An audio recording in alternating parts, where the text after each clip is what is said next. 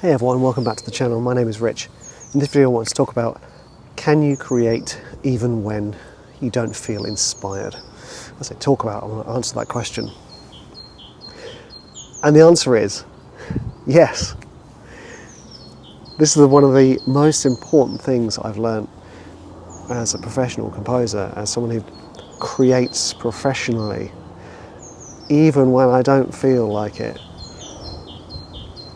It's one of these things, like creating these videos, when you just have to sit down and do the thing.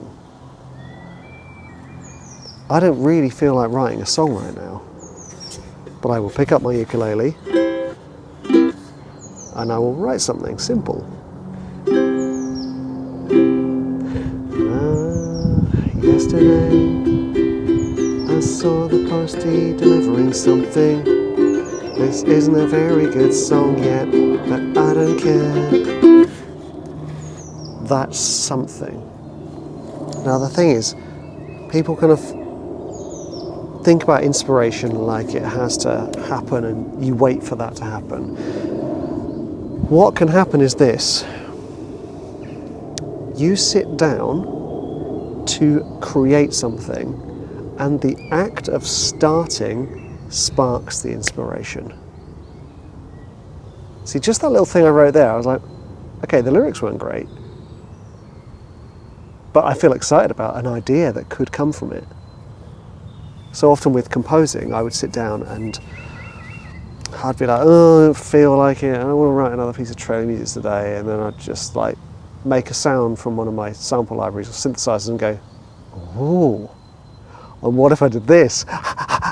And I'd get excited and I'd start doing it. And when I would teach my courses, I'd sit down and I'd record. I'd press record, not feeling in the space for not just creating but also teaching. And I'd start just going through the motions of making this music. And I'd quickly become excited. I'd quickly suddenly feel completely inspired to write music.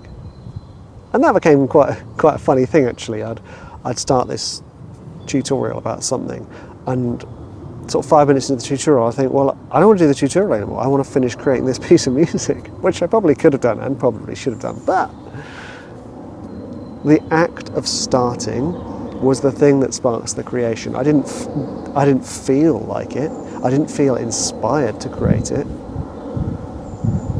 Like this, I wouldn't say I felt inspired today just to sit and talk, but actually what happened is I start with a question, can you create if you don't feel inspired? And I start talking about it. And then the act of talking about it inspires me to start taking action and start doing stuff.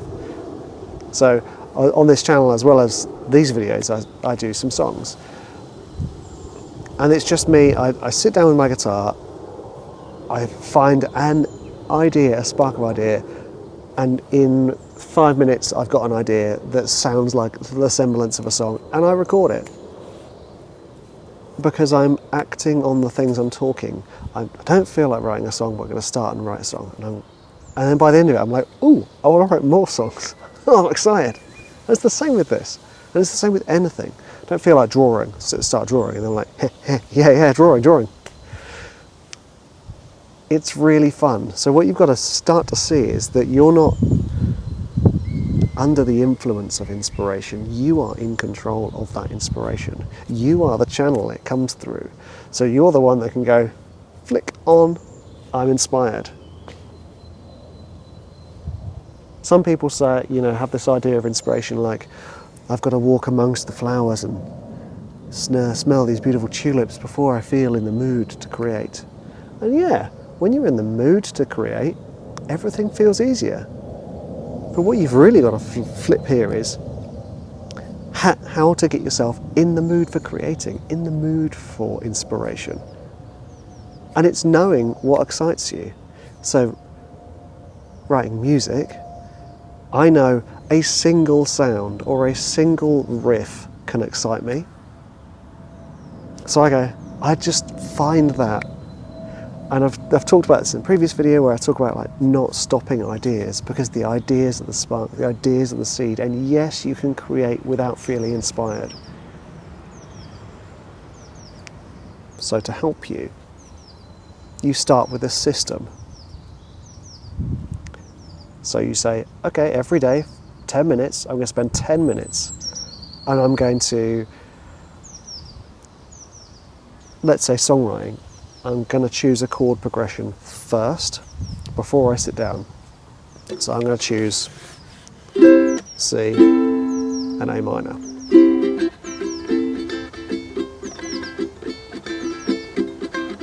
And that's my starting point. The thing I have with the ukulele is that's the next step. What tools are you going to use?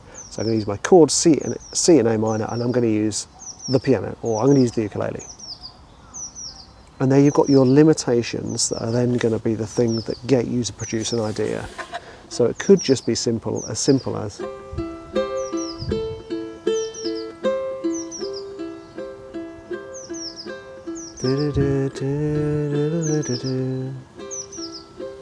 idea.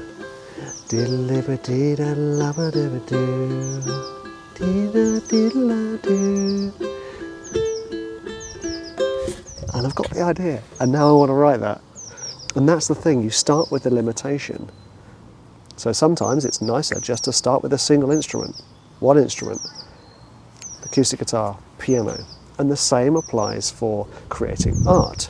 You start with a single thing, a pencil and a pen, and you choose a subject. So the same with your songwriting. You go, what is my subject going to be? So you're drawing a pencil sketch, okay, my subject is going to be a dungeon. So I start planning out a dungeon. And you've got the pencil, the limitation of the thing, of the tool, and you've got the theme, the idea. Same with writing instrumental music. You go, okay, I'm going to choose C and A minor as my chords, and I'm going to choose the piano, and this is going to be a kind of nostalgic, uplifting track. And you think about the pictures that are going to go with it. Photography, you've got your camera, that is your tool, you choose your subject, flowers, and then you try and create based on those limitations. You've got writing, okay, obviously you've got your word processor or pen and paper. Then you've got to choose your theme. Your theme could be friendship, and then you choose your subject. You give yourself your limitations, your boundaries, then all of a sudden creating without inspiration becomes instead like lighting the fire of inspiration. Beckoning inspiration to come and join. It's kind of like you're saying, hey, inspiration, I'm having a party. You want to come in?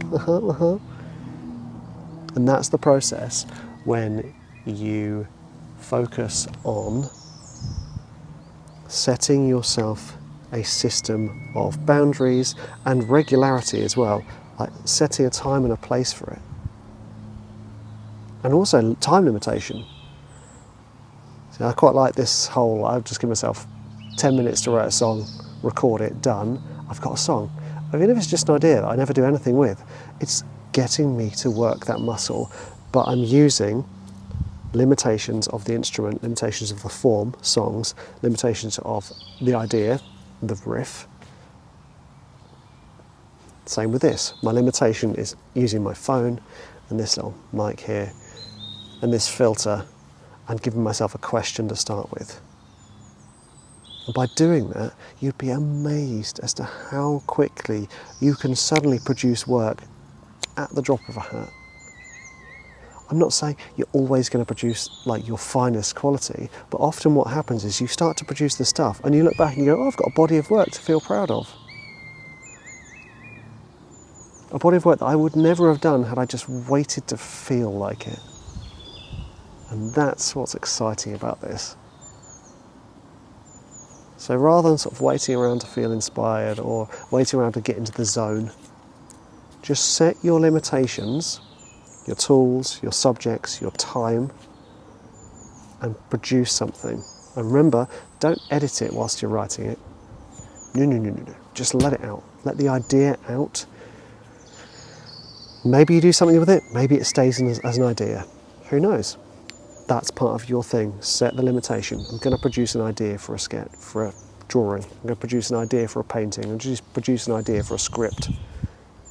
And you just do that. And then you set your limitations like that to the point where it becomes just a little activity that you do. Your expectations on what you produce aren't high at all. The only expectation is that you produce something and you don't stop yourself from letting an idea out. It's exciting stuff. It's exciting stuff. And what you will find is all of a sudden you go, wow, I've done some good stuff. I'm pretty chuffed with this. And then all of that feeling just feeds further into it. And then you find yourself producing more and more, and it's just a wonderful place to be. I'm really grateful for you for watching and for listening. I hope you got something out of this. I hope you enjoyed it. You are awesome, and I will see you in the next one. Boop.